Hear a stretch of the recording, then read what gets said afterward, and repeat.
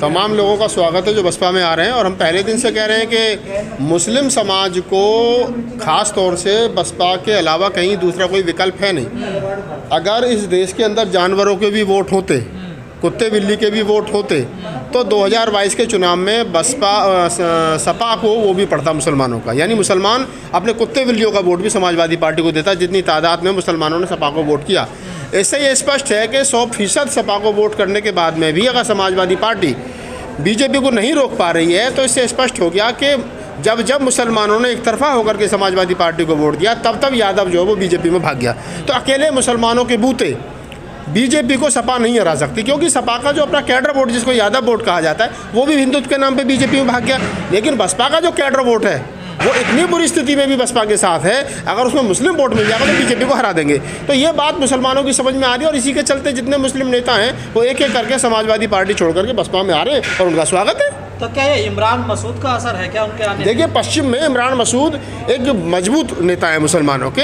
अगर समाजवादी पार्टी के पास में रामपुर वाले आजम खां चाचा हैं, तो उनसे भी ज़्यादा मजबूत इमरान मसूद है। और इमरान मसूद का बसपा में आने से ये स्पष्ट है कि अब पश्चिमी उत्तर प्रदेश में बसपा के अलावा किसी दूसरी पार्टी की कोई सीट यहाँ जीतने वाली नहीं है, क्योंकि मुसलमान इमरान मसूद के इशारे पर एक तरफा बसपा में जाएगा। रामपुर वाले चाचा का जिक्र किया आपने, उनकी विधायकी निरस्त हो गई है, लेकिन सपा कोई आवाज़ नहीं उठा रही उनके लिए। सपा आवाज़ उठाती कब है? देखिए, समाजवादी पार्टी के चल चरित्र को समझना चाहिए तमाम मुसलमानों को कि समाजवादी पार्टी कभी आपकी भली हो ही नहीं सकती।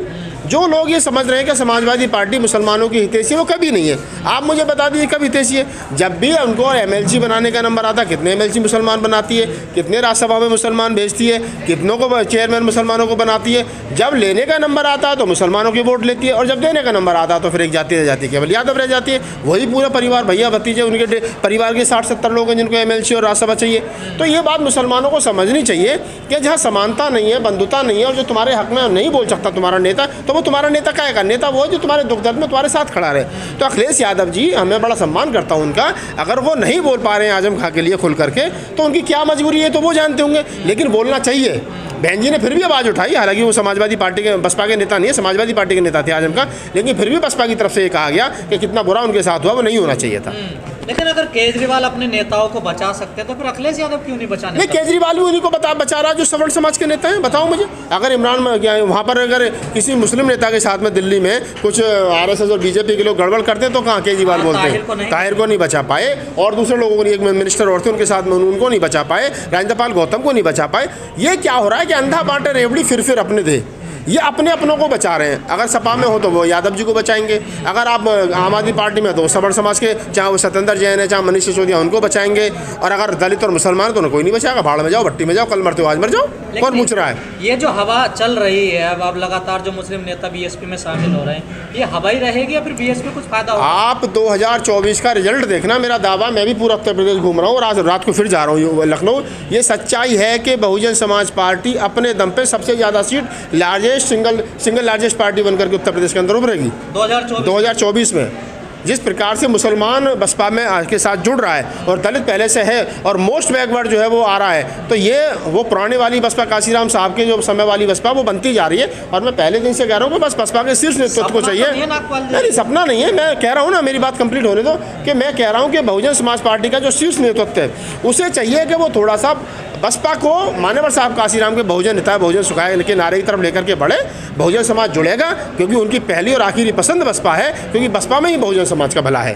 तो हिंदुत्व की काट कर पाएगी? नहीं, हिंदुत्व नाम की कोई बीमारी है ही नहीं। आप इस बात को थोड़ा सा ऐसा समझिए कि जब 1990 के दशक में, 90 के आसपास, जब कमंडल की लड़ाई चल रही थी, रथ यात्रा चल रही थी, अडवाणी की रथ यात्रा निकाल रहे थे, तभी देश के बहुजनों ने मंडल की और कमंडल की लड़ाई में मंडल को जिता दिया था। तो हिंदुत्व कभी समस्या नहीं रहा। ये हिंदू के नाम पर जो हिंदू के नाम पर जो कुछ जातियों को इकट्ठा करके, तांडव मचा करके, और ये जो जिस प्रकार का काम देश में चल रहा है, ज़्यादा दिन नहीं चलेगा। लोगों को भूख लगेगी, रोटी चाहिए ना, सुशासन चाहिए ना। कब तक लोग गाय के नाम पर भाई लोगों की हत्या करते रहोगे आप? कब तक जातिवाद के नाम पर लोगों की हत्या करते रहोगे? कब तक मुँह चढ़ने पर लोगों की हत्या करते रहोगे? कब तक घड़ा छूने में बच्चों की हत्या करते रहोगे? कब तक मनीषा वाल्मीकि हत्याकांड होता रहेगा? तो ये चीज़ें लोगों की समझ में आएंगी, और तब पता चलेगा कि जिसको हिंदुत्व कह रहे हैं, दरअसल ये हिंदुत्व नहीं है, ये खास समाज है ब्राह्मणवादियों का, जिनका ये समाज और वही इसको क्या नाम है बनाए रखना चाहते हैं, जाति और धर्म को। वही जाति और धर्म की राजनीति इसलिए कर रहे हैं। ब्राह्मण थोड़ा ही है, मोदी जी योगी कोई ब्राह्मण थोड़ा ही है। देखिए ब्राह्मण होना अलग चीज़ है, ब्राह्मण तो अच्छा भी इंसान हो सकता है ना। ब्राह्मणवाद के जो लोग पोषक हैं वो ज़्यादा खतरनाक हैं। जो लोग ये कह रहे हैं कि हम तो बहुत मोदी जी तो ब्राह्मण नहीं है, तो मैंने तो नहीं कहा मोदी जी ब्राह्मण है। योगी जी तो ब्राह्मण नहीं है, मैंने तो नहीं कहा योगी जी ब्राह्मण है। लेकिन वो ब्राह्मणवाद के सबसे बड़े पोषक हैं, इसमें कोई डाउट नहीं है।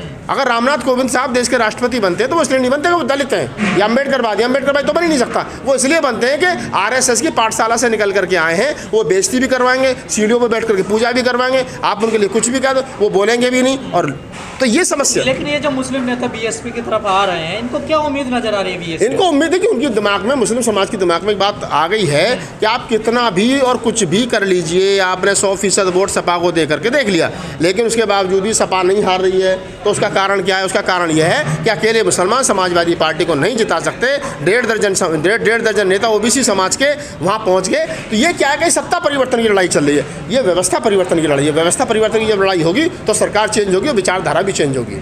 लेकिन दो बड़े पावरफुल नेता हैं देखिए यूपी में, प्रधानमंत्री भी वहाँ से सांसद हैं और योगी जी भी सांसद। तो आपको जानकारी के लिए बता दूं कि उत्तर प्रदेश में 2 सीट ऐसी हैं, अमेठी और रायबरेली। सारी दुनिया में कांग्रेस हार जाए, वहाँ नहीं हारती थी। और वो कहा जाता है कि कांग्रेस का गढ़ है, लेकिन जब हवा चलती है ना तो सुपड़ा साफ हो जाता। राहुल गांधी हार गए थे। तो ये कहना अपने आप को कि जी वो प्रधानमंत्री और योगी जी दोनों वहीं से आते हैं, तो आता तो कौन को पता नहीं कौन कहाँ से। 2024 के चुनाव से पहले कहा जा रहा मंदिर का तोहफा भी दिया जाएगा। ओहो, मंदिर का तोहफा दे दो, कौन मना कर रहा है जी? मंदिर का तोहफा तो आपने 2022 के चुनाव से पहले दे दिया है, कोई मना थोड़ी कर रहा है। एक मंदिर और बनवा दो, जीत गए ना, देखिए जीत हासिल होगी। मैं क्या करूँ, 2-4 मंदिर और बनवा दो। अगर मंदिर से कल्याण हो रहा हो तो, मंदिर से अगर भला होता हो तो अच्छी बातें करो ना, हम मने थोड़ी कर रहे हैं। सीट तो आ रही है ना, सीट हाँ तो आने तो कब तक आएंगी?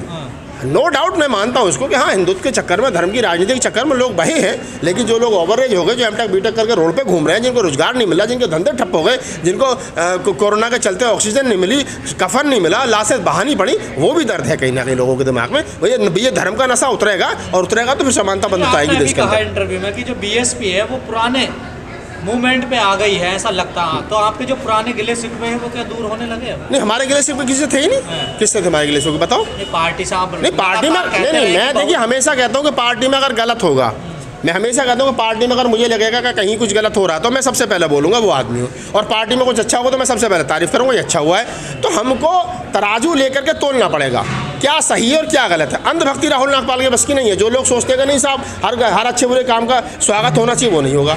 अच्छा होगा तो 100 बार कहूँगा, तुमसे पहले कहूँगा ये काम अच्छा हुआ है। हम लोग बहुत दिन बिल्कुल इमरान मसूद का आना अच्छा है, मुस्लिम नेताओं को आना अच्छा है, उनको इज्जत देना अच्छा है। इमरान मसूद को जो मान सम्मान दिया गया वो उसके लिए डिजर्व करते हैं। मैंने तो जब आजमगढ़ उपचुनाव हुआ तो मैं तो जब भी कहा था गुड्डू जमालू को जिम्मेदारी मिलनी चाहिए, लेकिन नहीं मिली। इमरान मसूद को मिली तो जिम्मेदारी दी ना, देखिए उनको लोकसभा का चुनाव लड़ा। हाँ, तो उसके बाद में भी उनको जिम्मेदारी देनी चाहिए थी, सिस्टम में लगाना चाहिए था ना, कैडर में जिम्मेदारी देनी चाहिए। तो मैं अभी कह रहा हूँ कि देखिए अगर कहीं कुछ अच्छा होता तो उसकी तारीफ करनी चाहिए, और अगर कहीं कुछ गलत हो रहा तो मुखर होकर के उसको बोलना चाहिए। यही काम है। कहा था कि हमें मुस्लिमों ने वोट नहीं दिया है। हाँ, तो सच्चाई मुसलमानों ने वोट दिया ही कब था? अगर ये कह दिया कि मुसलमानों ने वोट नहीं दिया तो ये सच्चाई है ना।